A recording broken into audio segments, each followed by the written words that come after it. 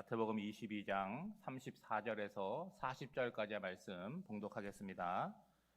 예수께서 사두개인들로 대답할 수 없게 하셨다 함을 바리새인들이 듣고 모였는데 그 중에 한 율법사가 예수를 시험하여 묻되 선생님, 율법 중에서 어느 계명이 크니이까? 예수께서 이르시되 내 마음을 다하고 목숨을 다하고 뜻을 다하여 주 너의 하나님을 사랑하라 하셨으니 이것이 크고 첫째 되는 계명이요 둘째도 그와 같으니 내 이웃을 내 자신같이 사랑하라 하셨으니 이 두 계명이 온 율법과 선지자의 강령이니라. 아멘. 예수님께서 예루살렘에 입성을 하시고 또 성전을 정화하시고 이제 종교 지도자들과 이렇게 변론하시는 내용이 기록이 되어 있는데 그 내용이 마태복음 22장에 기록되어 있습니다. 이 목적 자체가 예수님을 시험하기 위하여 질문을 하는데 예수님을 시험하는 사람이 누구냐 하면 그리고 물질적으로 어려움이 없는 사람들입니다. 뿐만 아니라 종교적으로 지도자들이라고 하는 거예요. 이들이 예수님을 시험하는 목적이 뭐냐 하면 오늘 본문을 좀 거슬러 올라가면 15절에 보면요, 어떻게 하면 예수를 말의 올무에 걸리게 할까? 어떤 의도입니까? 예수님을 해치려고 하는 나쁜 목적을 갖고 예수님에게 질문을 하고 있다는 거죠. 이들의 마음이 왜 예수님을 미워할까? 예수님을 왜 싫어할까? 예수님을 왜 죽이려고 할까? 질문해 볼 수 있겠죠. 여러분, 마태복음 4장에 보면 예수님께서 성령에 이끌리어서 사단에게 시험 받으시는 내용이 나옵니다. 여러분, 그 장면을 보면서 참 이상하다. 어떻게 마귀가 사단이 예수님을 시험할까? 이런 생각을 하지 않습니다. 마귀와 사단은요, 예수님을 시험하고 우리를 시험하는 것이 그들의 목적이라고 하는 거죠. 그래서 여러분, 성경을 시작하면 첫사람들이 에덴 동산에서 살고 있었는데 마귀가 나타나서 첫사람을 유혹해서 선악과를 따먹고 신라곤 하는 일들이 기록되어 있습니다. 그리고 인류 역사를 통해서 마귀는 어느 시대나 누구든지 시험하고 넘어뜨려서 하나님과 멀어지게 하고 결국은 지옥에 가게 만드는 역할을 하고 있는 거죠. 결국 오늘 우리의 싸움은요, 육신의 싸움이 아니라는 거예요. 에베소서 6장 12절에 나오는 바 그대로입니다. 우리의 씨름은 혈과 육을 상대하는 것이 아니요 통치자들과 권세자들과 이 어둠의 주관자들과 하늘에 있는 악한 영들을 상대함이라. 어떤 싸움이라는 것입니까? 영적인 싸움이라고 말하고 있는 거죠. 여러분, 마귀가 오늘 우리 삶에 어떻게 역사를 하냐? 나는 마귀다, 이렇게 나타나지 않는다는 거예요. 우리가 분명히 알 수 있는 뿔이 달리고 사나운 모습으로 나타나는 것이 아니라는 거예요. 그렇게 나타난다면 두렵기는 하겠죠. 근데 우리가 알고 있는 바가 있지 않습니까? 나사렛 예수 그리스도의 이름으로 물리치면 되는 거예요. 그런데 우리가 알지 못하는 너무나 평범한 모습으로 우리 주변에 나타나서 우리의 마음을, 우리의 삶을 조금씩 갉아먹고 점령해 나간다는 거죠. 여러분, 나치가 유대인을 학살한 홀로코스트라고 하는 것을 아실 거예요. 1960년도에 가장 잔인하게 유대인 학살에 앞장섰던 아돌프 아이히만이라는 사람이 붙잡혔어요. 이스라엘 비밀 첩보원이었던 모사드가 남아메리카 운둔지에서 그를 찾아냈습니다. 평범한 모습으로 숨어 있었는데 찾아낸 거죠. 그리고 이스라엘로 압송해 온 거예요. 검사들은 그 당시에 홀로코스트를 하는 그 집단 수용소에서 겨우 생명을 유지한 몇 사람들을 검사 측 증인으로 송환을 했습니다. 그 중에 한 사람이 예힐 디누어라고 하는 사람이에요. 드디어 증언하는 날 디누어가 재판장에 서서 멀찌감치 떨어져서 이 방탄 유리 뒤에 숨어 있던 이 아돌프 아이히만을 바라봤습니다. 분명히 그가 누군지를 알게 된 거예요. 자신들의 친구를 잔인하게 학살했고 수많은 유대인들을 직접 죽였으며 수백만의 유대인 학살을 지휘했던 바로 그 남자가 틀림없었습니다. 그런데 예일 디누어가 그 아이히만과 눈이 마주치는 순간 땅에 쓰러져서 통곡하면서 울기 시작을 하고 제대로 된 증언을 할 수가 없었어요. 사람들이 어떻게 생각했겠습니까? 그때 그 아픈 기억들이 떠올랐구나. 저 악마 같은 사람을 보고 아픔을 주체할 수 없었구나. 그렇게 생각을 했어요. 시간이 좀 지나가지고 그 방송 프로그램에 출연하게 되었어요. 그때 왜 그랬느냐 물어봤더니 디누어가 이렇게 얘기를 했습니다. 그는 내가 상상했던 악마의 화신의 모습이 아니었습니다. 그 사실 때문에 저는 울었습니다. 그는 저와 같은 보통 사람이었습니다. 그 순간 나 자신이 두려워지기 시작했습니다. 나도 그와 똑같이 그런 악하고 잔인한 짓을 얼마든지 저지를 수 있는 존재라고 하는 것을 그 순간 깨달았습니다. 여러분, 이날 재판장에 섰던 아이히만은요, 굉장히 근면하고 부지런한 사람이었어요. 자기 아내를 사랑했고 자기 자식들을 끔찍히 사랑했던 그런 사람이었습니다. 그러니까 다시 말해서 오늘을 살아가는 저와 여러분 같이 평범한 사람, 그리고 어떻게 보면 우리보다 더 나은 삶을 살았던 사람이라고 할 수 있겠죠. 근데 그가 뭐라고 증언을 하냐면 자기는 잘못이 없다는 거예요. 자기는 위에서 내려온 명령을 그대로 순종했기 때문에 양심의 가책을 전혀 느끼지 못했다라고 하는 것이죠. 여러분, 우리가 선한 사람일 수 있어요. 그리고 오늘 우리에게 주어진 인생을 열심히 살아갈 수 있습니다. 그런데 내 앞에 펼쳐지는 어떤 문제에 대해서 문제의식을 갖지 않고 살아간다는 것 자체가 문제라는 거예요. 이것이 그 유명한 용어인 악의 평범성이라고 하는 것입니다. 여러분, 정말 그렇지 않습니까? 요즘 그 자기 자녀를 학대하고 죽게 방치하는 그런 부모들이 나오지 않습니까? TV 화면에 나오면 이상하게 생긴 사람들이 아니에요. 머리에 뿔이 난 사람도 아닙니다. 그저 우리 주변에서 얼마든지 볼 수 있는 그런 평범한 사람이라고 하는 거예요. 그러므로 여러분, 그런 뉴스나 이런 소식을 들으면서 나는 아니지요가 아니래요. 여러분, 나도 얼마든지 그럴 수가 있다는 거예요. 어떻게 해요? 우리 주님께서 우리 마음에 주인이 되어 계시지 않는다라고 한다면 여러분, 우리도 얼마든지 그런 악한 행동의 주인공이 될 수 있다는 것이죠. 그래서 여러분, 다윗은요, 시편 51편에서 하나님을 향하여 간절한 고백의 기도를 드리는데 그 기도는 뭐냐?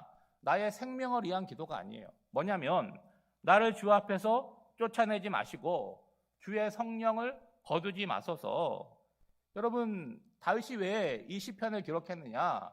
바세바를 범하고 그의 남편 우리아를 죽인 것을 깨닫고 나서 이 시편을 기록한 거예요. 다윗이 가장 두려워했던 건 뭐냐? 하나님께 매맞고 혼나는 것이 아니에요. 자신 가운데 있는 주의 성령이 떠나는 거예요. 그래서 주의 성령이 떠나지 않기를 간절히 구했다는 거죠. 여러분, 오늘 본문이 있는 마태복음 22장을 보면 이제 종교주의자들이 예수님을 찾아와서 시험하는 거예요. 바리새인이 뭘로 시험을 하냐면 가이사에게 세금을 내는 게 좋냐, 안 내는 게 좋냐, 세금의 문제로 예수님을 시험하다가 실패를 합니다. 두 번째로 등장한 사람은 사두개인들이에요. 뭘 갖고 시험을 합니까? 부활에 대해서 질문을 해서 예수님을 어렵게 만들려고 해요. 근데 재밌는 게 뭐냐? 사두개인들은요, 부활을 믿지 않는 사람들인데 부활을 갖고 질문을 하는 거죠. 여러분, 바리새인이 실패했습니다. 사두개인이 실패했습니다. 그러면 예수님 건들면 안 되는 분이구나. 말로는 시험할 수 없는 분이구나. 이 판단을 해야 되는데 이제 누가 등장을 하냐면 율법사가 등장을 하는 거예요. 왜 계속해서 종교적인 지도자들, 그러니까 자기 사회에서 에이스들을 내보내느냐? 영적인 분별력이 없는 거죠. 여러분, 35절에 보면 이 율법사가 뭐라고 질문을 하냐면 먼저 질문의 의도를 보면 예수를 시험하여 묻되 몰라서 알고 싶어서 묻는 것이 아닙니다. 이분이 알고 있나 모르나 이거를 확인하려고 하고 또 말의 올무에 빠뜨리려고 하는 거죠. 여러분, 우리가 하나님을 섬기는 사람들 아닙니까? 우리가 어떤 말을 하고 행동을 하게 되는데 누군가를 어렵게 만들려고 하는 그 나쁜 의도를 갖고 있다라고 한다면 여러분, 신앙인이라고 할 수 없고 그건 문제게 되겠죠. 그리고 엄밀하게 말하면 믿음의 자리에 있지만 믿음이 없다라고 얘기할 수 있겠어요. 여러분, 우리가 하나님의 자녀가 되었는데 시간이 지날수록 어떤 존재가 돼야 돼요? 순결한 존재가 돼야 되고 정직한 존재가 돼야 된다는 거예요. 여러분, 신앙 안에 있는데 지금 바리새인과 사두개인들과 율법사들의 문제는 뭐냐? 예수님이 지적하는 바대로 외식하고 있다는 거예요. 그러니까 속마음과 겉으로 드러나는 모습이 이중적이라고 하는 것이죠. 여러분, 우리가 이런 말 하지 않습니까? 앞에서 이 말하고 뒤에서 저 말하면 안 되지. 맞잖아요.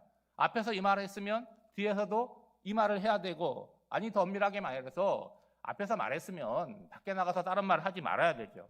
그런데 여러분, 이 율법사가 예수님께 질문한 것이 뭡니까?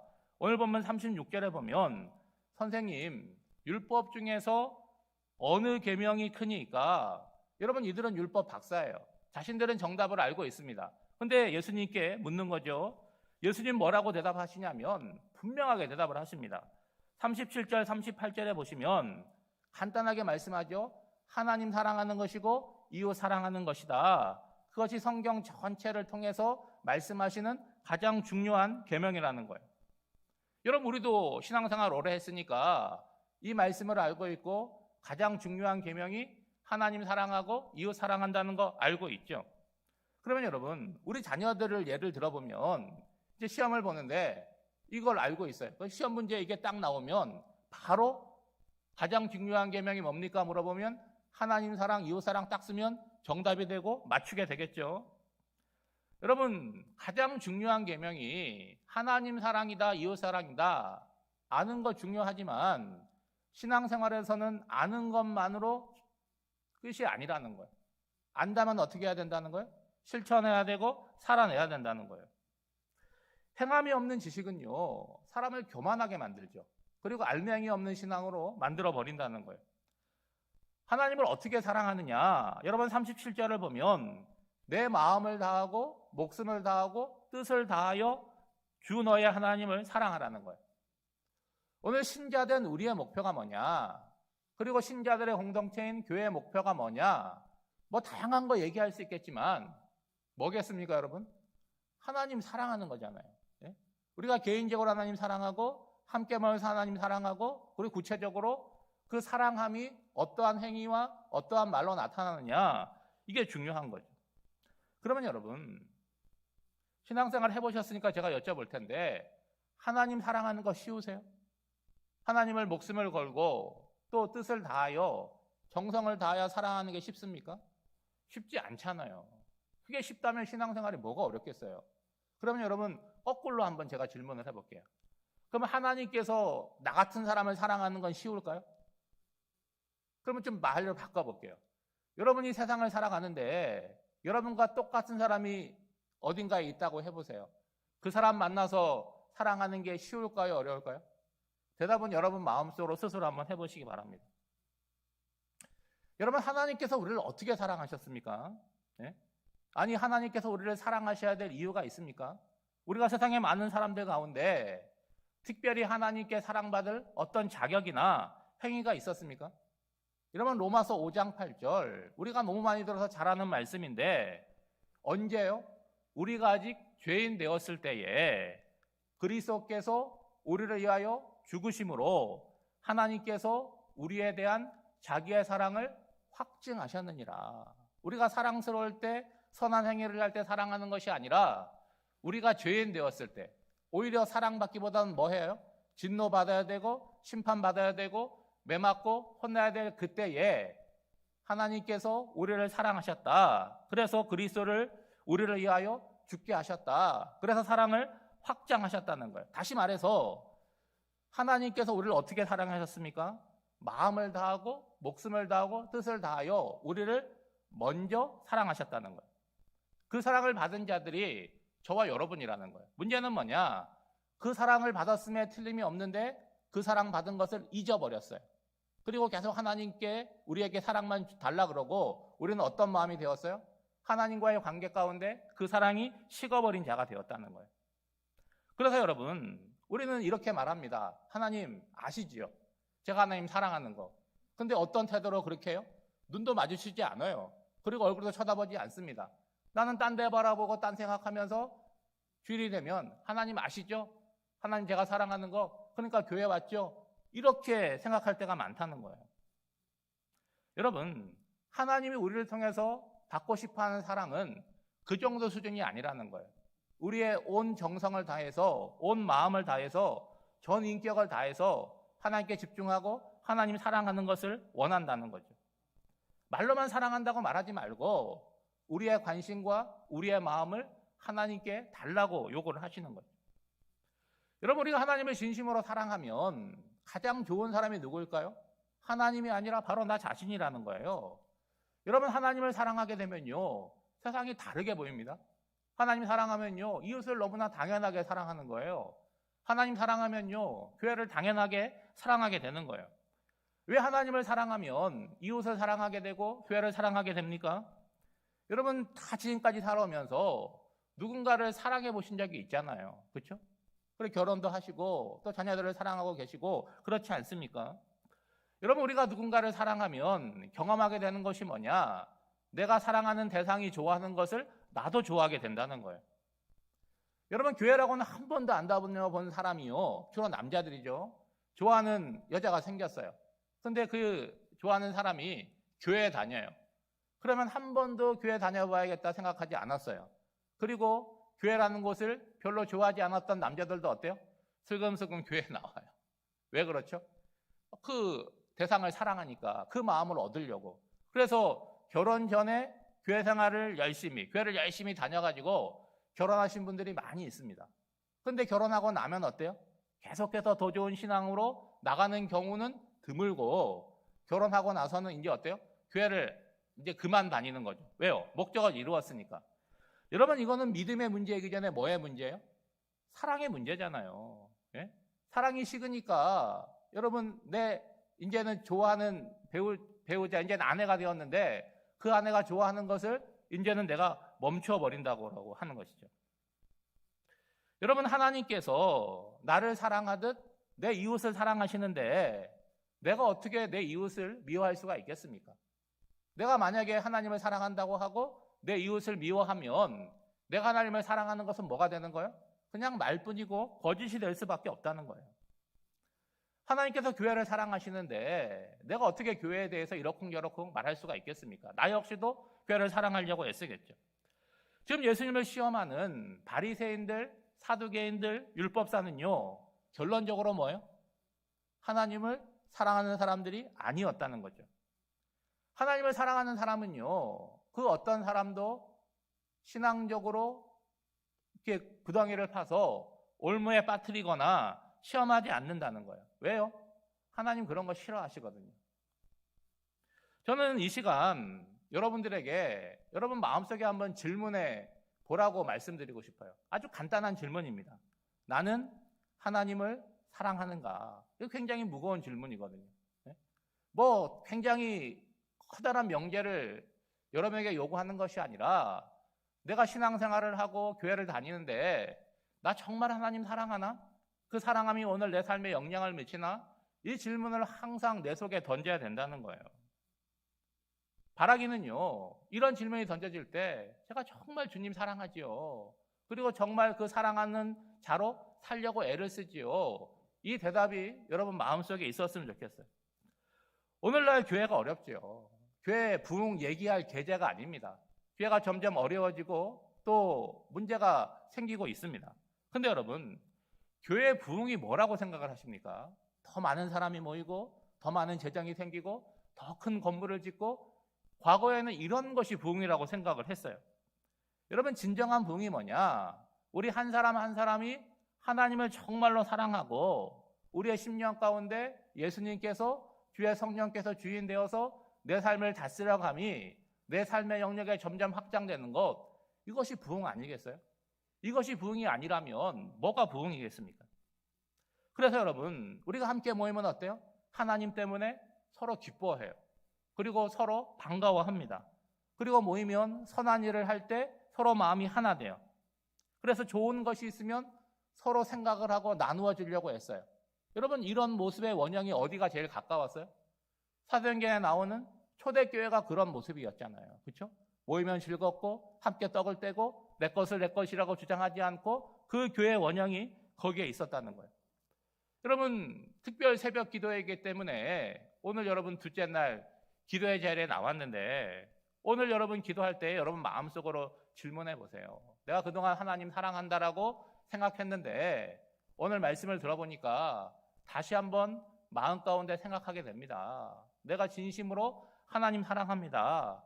이런 고백을 드리시고, 그 고백이 그냥 고백으로 끝나지 않고 오늘 한날을 살 때 여러분의 얼굴과 여러분의 언어와 여러분의 삶을 통하여 고스란히 드러나는 복된 하루가 되시기를 주님의 이름으로 축원드립니다. 기도하시겠습니다. 하나님 아버지, 오늘 우리의 삶이 하나님 앞에 정직하고 순결하기를 원합니다. 무엇보다도 주님이 우리를 사랑하신 것에는 미치지 못하더라도 힘을 다하여 뜻을 다하여 주님을 사랑하게 하시옵소서. 주님을 사랑함이 우리 마음에 충만하여 나아가 내 이웃을 사랑하고 주님의 몸된 교회를 사랑하는 진정한 의미의 부응하는 인생이 되게 하여 주시옵소서. 예수님의 이름으로 기도하옵나이다. 아멘. 찬송가 218장 부르시고 함께 기도하겠습니다.